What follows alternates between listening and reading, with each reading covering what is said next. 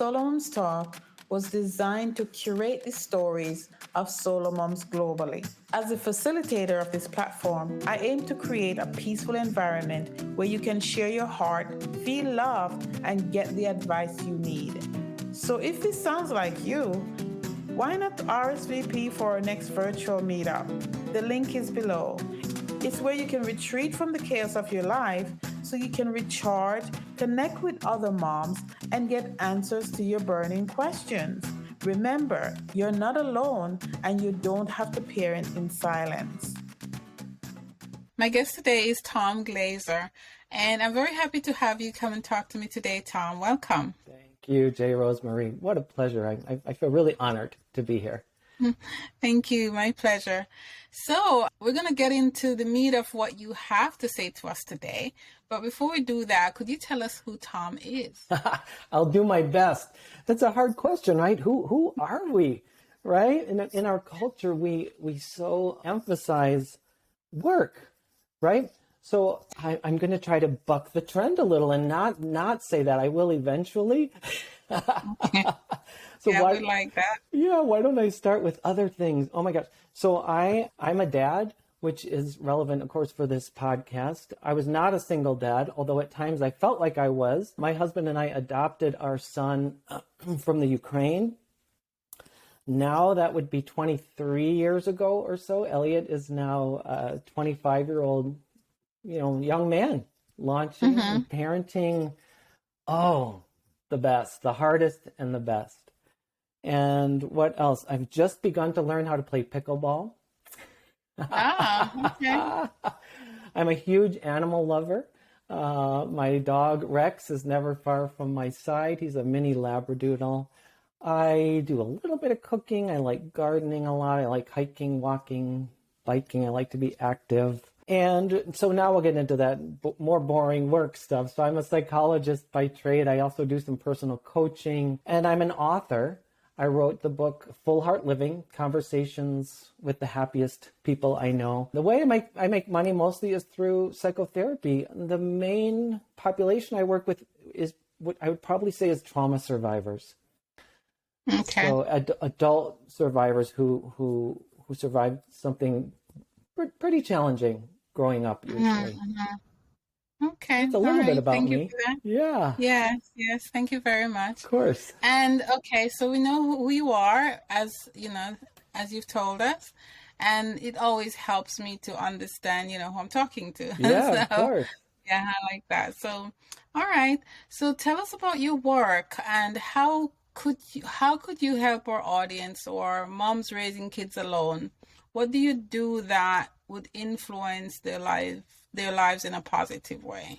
Well, what I learned in all of the activities surrounding the publication of my book and the public speaking around it is that happier people connect really deeply with other people, themselves, and with their passions. And when they do those things in the service of other people, boy, that's where you really get the biggest bang for your buck. Like that's the golden chalice. So connecting with self, others, and passions, doing things we love. And we can touch on those things later, but I thought we would start with an activity. So you agreed to kind of be put on the spot a little bit. I developed out of my work. This is called Full Heart Living Conversation Sparks. And these are conversation starters. They're these little cards. Each one has a different statement or question on the other side. And so we have not rehearsed this. You don't know what the conversation prompt is. I don't. This is live. I'm nervous now. Don't worry, it's going to be fine. You're going to love it. I can almost guarantee. So you're going to speak spontaneously in response to this prompt. And meanwhile, I'm going to be listening for a couple things. I'm going to be listening for theme, I'm going to try to distill down what I hear you saying into a phrase or a word or a sentence. And I'm also going to be listening for values. So what stands out to me as what's important to you.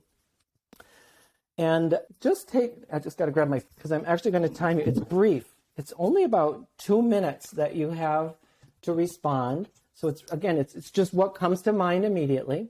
You're just speaking from the heart, and I'm listening from the heart. And I have about 2 minutes to do that second part, which I talked about. And meanwhile, both you and I are going to be noticing how connected we feel to one another and to ourselves. All right? So that all makes sense, what I just said? Mm-hmm. Mm-hmm. Okay. J. Rosemary, talk about a time you felt the most alive and why. Wow. It was a time when I founded an organization. Yeah. It's an arts organization that was designed to promote Caribbean arts and culture. And I wanted to, because I was excited. I hadn't grown up in my homeland of Jamaica, and I was getting familiar with my, my culture again. And I realized that we had a lot of cultural assets in the Caribbean, not just the beaches, right? And it wasn't just about Rastafarian and Carnival. There was a lot more to Caribbean culture. Yes. And so I got excited about it. I mean, I was very excited. And I felt alive. I barely slept because I was so involved in this project, and I got everyone I knew involved. And, I got people I had a busload of tourists from Japan come and visit. I mean, it was just totally exciting. Just amazing. Do I still have to? Oh my gosh. Wow. What a cool experience. Mm-hmm. Okay, I have 2 minutes now. That was a little bit less. It doesn't matter what time it is. I was just pointing out that was a minute, 40 seconds, something like that. That's not a lot of time, right? Okay. So, and you noticed I had to bite my tongue a few times. I was tempted to dive in and ask questions and say things, but I'm like, oh, no, wait, stop. Okay, 2 minutes. I'm reflecting based on what I heard on what's important to you and what stood out to me as kind of the overall arching theme. And boy, did you came alive just answering the question. Like I saw your face light up. So that told me there's a lot of passion here. So this is a story about passion. It's a story about, so you mentioned a couple things, arts and culture, and you used the word culture at least 3, I think maybe 4 times. So culture is really important to you. That's a value to you, I think. Yeah. Again, this is just based on what I heard. No, you're right. And the arts are important. But beyond that, this was like you. It's important to you to dive deep, I think. It's like, this wasn't superficial, not just Rastafarian beaches. And you didn't say any of that's bad. It's not. But it's like there's so much more to the Caribbean than most people appreciate. And you want people to know that. And you wanted to know that. You wanted to know who you are. Where am I from, I think. And then you went into the whole community thing. Like it wasn't just you. It was you grabbed everyone you knew and you got them involved. You built community and you shared this passion with other people. And eventually it like snowballed into tourists from Japan come and check out your work. Hello. Wow, this was so rewarding. Oh my gosh. Yeah. Incredible. So, yeah. I think I hit all the main things that I wanted to. That was, again, under 2 minutes that I did that. I want to check in a little bit on accuracy. You said I got at least some of it. Mm-hmm. Yes, so fairly accurate. Yeah, you got it. Pretty, fairly accurate. Pretty much. Yeah. I didn't get everything. I'm teared up now. But now you're wiping your eyes. What's going on there? So, because when I think of that, it still feels like an unanswered calling because I am no longer doing it. So, it still feels that way. Unanswered calling. There might be more for you to do. Is that what you're implying? That I need to, because the organization is now defunct because of financial reasons. Always the money But thing. Jeez. the light has never gone out. And if you let me, I'll share an experience with you. I was in Brooklyn. I was living in Brooklyn. I was going to church one morning, and I was driving up Eastern Parkway. I was driving up Utica Avenue, and I was crossing over Eastern Parkway. And just in front, right in the intersection, is a huge building. And it's one of those older building that looks like a museum, but it's a house, different things, you know. And as I was getting into the intersection, it was like, you know, I believe in God, and, you know, the messages I get from God. And it was like, he said, that's the building, you know, because I always wanted a building to hold this center. Yes. And I burst out laughing.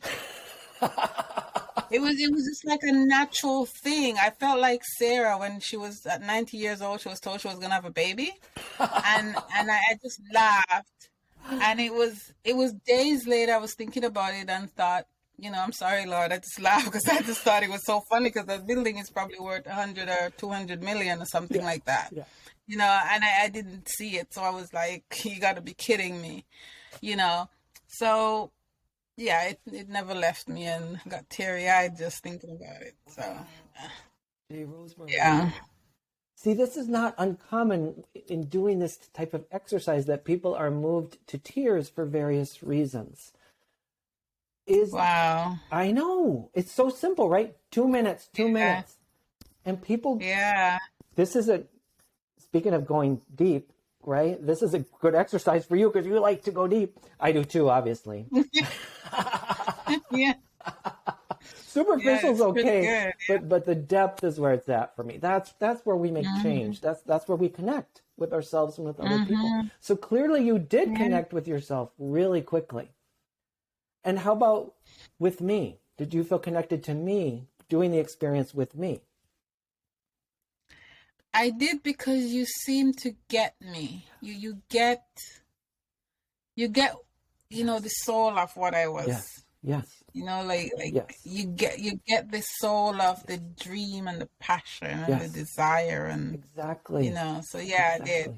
Yeah. That's the thing. So people feel connected to themselves and to each other when talking about passions, and when feeling seen and heard and appreciated. So that's why I came up with this activity, because I listed those things that happier people do, which I learned in my work. Happier people connect with other people, themselves, and their passions in the service of others.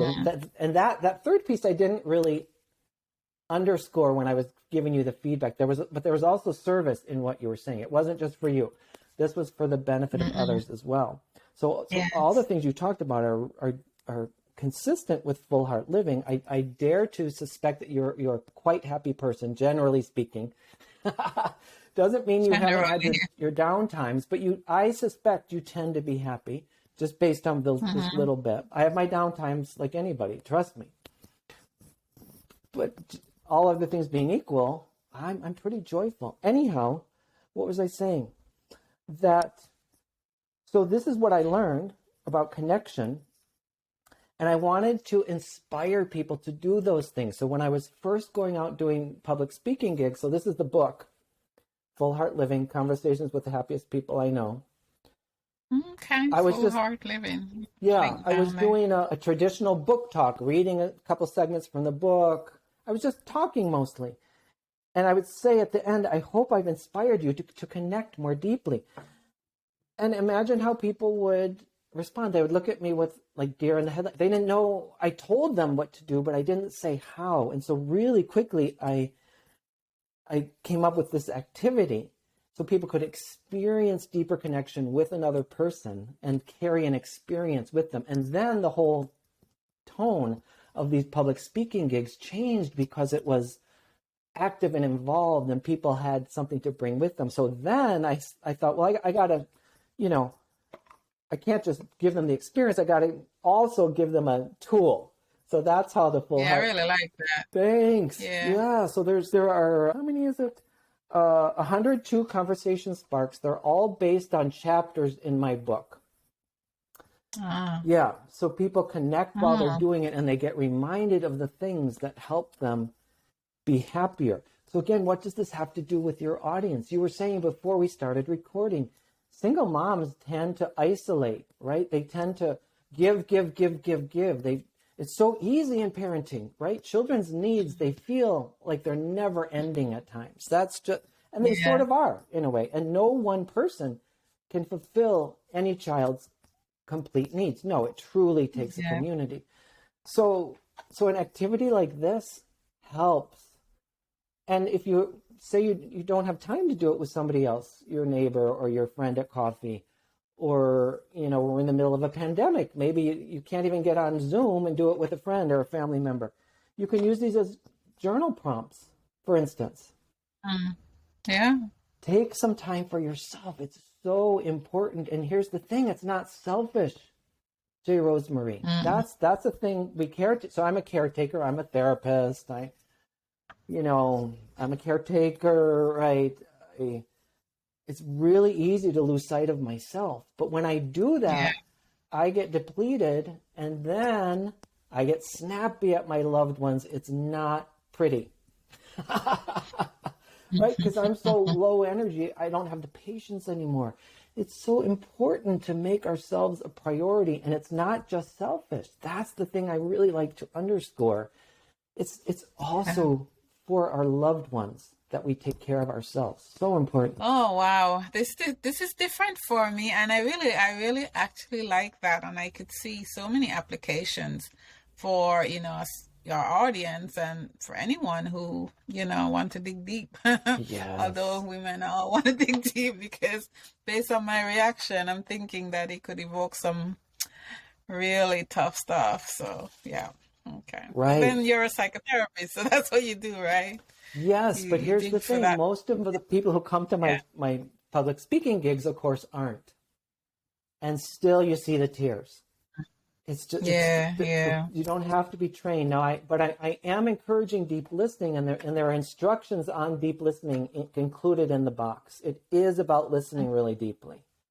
Absolutely. So, but you don't have to be trained to do this and to do it well. No, listening it's underappreciated in our Western culture, I think, but I believe it's innate, actually. It's just, we need to uncover it. We need to make it more of a priority. We all actually know how to listen. A very few people listen. Generally speaking, it's human to really listen. I believe that too. But distractions are just unrelenting, right? Oh my gosh, yes, right? These things are devices. They're so compelling. They do some really good things, but boy, this is a huge distraction right now, as well as, gosh, sometimes doing the dishes is a distraction, right? Yeah. I like a clean house as much as anybody, but maybe my son needs me to put my magazine down or put the dishes down and be there for him. Yes. Yeah, definitely. I wanted to tell you too. So my nephew, when these cards first came out, my eldest great nephew, Carter, was about 8 years old, I think, 7 or 8. And I never imagined these would be good for anybody that age. Carter loved these. He loved playing this game with his family. He could never remember the name right, so he always referred to it either as the talking game or Uncle Tom's feelings game. Isn't that so cute? Yeah. And he's right. It's a talking game and it's a feelings game. Got it right. He nailed it, right? Yeah. So of course, if you're going to play it with somebody younger, you're going to change it for their level a little bit, right? But even he, and I want to tell you too, when I was developing this game, I did like a test run with my son, who was then a senior in high school. So with his friends, they were just all around. I think it was the holidays. So, a bunch of his friends, so all guys. And I just said, hey, try this with me. And, the stereotype of that age boys is that they're self-centered and that they don't talk. All they do is grunt, which, sometimes these things are true, right? Yes, yeah, yes. They do that. I have 3 sons, so yeah, I know. You know what I'm talking about. Oh my gosh. know. We Yep. had the best conversation that night. I got to know his friends at a whole other level. It was so cool. Yeah, Even yeah, teenage boys, under the right circumstances, yeah, will do this activity. Amazing. yeah. It's pretty cool. Yeah, I think I could see that for parents who have a hard time communicating with their kids, exactly. and for the rare moment when they open up, that might be a, you know, something to shove in their face to see if they will, you know, because you got to catch them at the right time when they're at that stage. You know? Exactly. So, Yes. and yeah, I could see how it could work. Yeah. Awesome. Oh man. All right. Thank you for sharing that. And Pleasure. I got some work to go do now. I've done that. You So, got homework. and yeah. So, do you have one piece of advice for a solo mom, given your work and experience, and yeah, just that, just one piece of advice. I think it would be what I already said. The self-care piece is so critical. It's so easy to lose sight of yourself and not attend to that, and think that you're being selfish, and it's not. Now, I guess it could be selfish if you hire a full-time, nanny, and you're all coughing every day or something. No, I'm talking about, yes, if you get to take that, I don't know, 30 minutes for a walk every day, or whatever it is, so that you center yourself. That you don't, like I've heard moms, not even single moms, talk about not eating enough. They forget to eat. I've heard about moms standing up during dinner instead of sitting down and relaxing and enjoying a meal with everybody else. They feel like they must be on, must be doing all the time. No, no, no, no, no. Think about how different the experience would be if you sit down with your family and talk during dinner instead of just clear every plate immediately. Or let them assign, delegate to your children. This is another thing I see a lot of in this current age, is protecting our children too much, not giving them enough responsibility at home, not allowing them to get out there in the world as much to make some mistakes. These things I would say to really look out for. So assign your children to wash the dishes, or to go get the potatoes that you forgot on the counter. You don't have to do everything yourself. No, delegate responsibility and let them go out in the world and make some mistakes, that they're not going to die if they don't get first place in the science project. In fact, it's good. It's good for them to get second or third place or an honorable mention. It's good for them. This is how we learn that we can withstand. I'll use the word failure. To me, that isn't a failure, but you know what I mean, just for shorthand. Yeah. So the take self-care and letting the kids do work, have chores, and letting them make mistakes, and that here's another one. Yes. That I see this particularly with single moms. They feel like they're so afraid of their children's own anxiety or fears that they want to give them all the solutions. No. Your job is to believe in your child. Trust them to figure it out. Yes, they'll let you know if they want your idea. But I see moms, I see even dads too, of course, but a little more commonly in single moms, jumping into to give ideas before the child is even ready for them. I have found our children, if they really want our ideas, they give you the signals. Sometimes they don't ask outright, but when they need a concrete idea. Usually they just want you to say, "Oh, that sounds awful. I'm so sorry." Yeah. And they want you to know that you believe in them, and say that explicitly. I know you are going to figure this out. Yeah. Like you did just those few words. So you're instilling that sense of self-faith. Yeah. That's what they need. Not give them all the solutions all the time. Sometimes they need your ideas. That's rare. in my experience. Yeah. They need Yeah. to figure it out. Yeah. Did I give too much? Yeah. I'm sorry if that was too much. No, that's actually quite good. And I think you're absolutely right. And that point where they need to, you need to give them the security to make the decisions for themselves. Yes. Because, you're not always there and you're not always going to be there. Nope. So yeah, I totally agree. And I appreciate you saying that. Because sometimes we need reminding. Oh, of course. Well, these aren't one or done situations, right? Yeah. We learn these lessons over and over and over again. And give yourself a break. God, that'd be another thing of advice. Give yourself a break. Yeah. That's another thing with parenting. We feel like we have to be perfect, and it's okay to make mistakes. It's about the repair. When you make a mistake in parenting, you say, I screwed up. I'm so sorry I did that. Here's why. Here's what was going on with me. I wish I would have done it this way. I'm going to try to be better. That, again, that says to the child that they can be imperfect. That says we can have a hard time between each other and still love each other, stay connected, and in fact get stronger. It's the repair that strengthens the relationship and strengthens the sense of self. I have had clients who viewed their parent, usually it's just one parent, often it's the dad, as perfect. And they think they can never live up to that, and it ruins their own sense of self. So to have a parent who says, no, I screwed up, I'm so sorry, what can I do to make it better for you? That is so much better than always being perfect. I'm not saying to intentionally screw up. No, we try to do our best. We also role model that. But when we screw up, we own it and we apologize and we say I love you, and then we go watch a movie together or Yeah.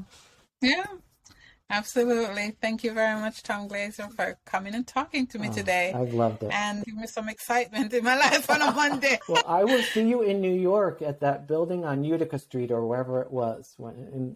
Yeah, Utica Avenue and Eastern Parkway. It's very popular. Yeah. I'm excited to share that SoloMoms Talk is now on YouTube. Check out these interviews on our new channel, SoloMoms Talk TV. There you will actually see the interaction between myself and my guests. You will also find bite-sized clips of daily inspiration to help you manage the struggles of everyday life. So click SoloMoms Talk TV below to watch now.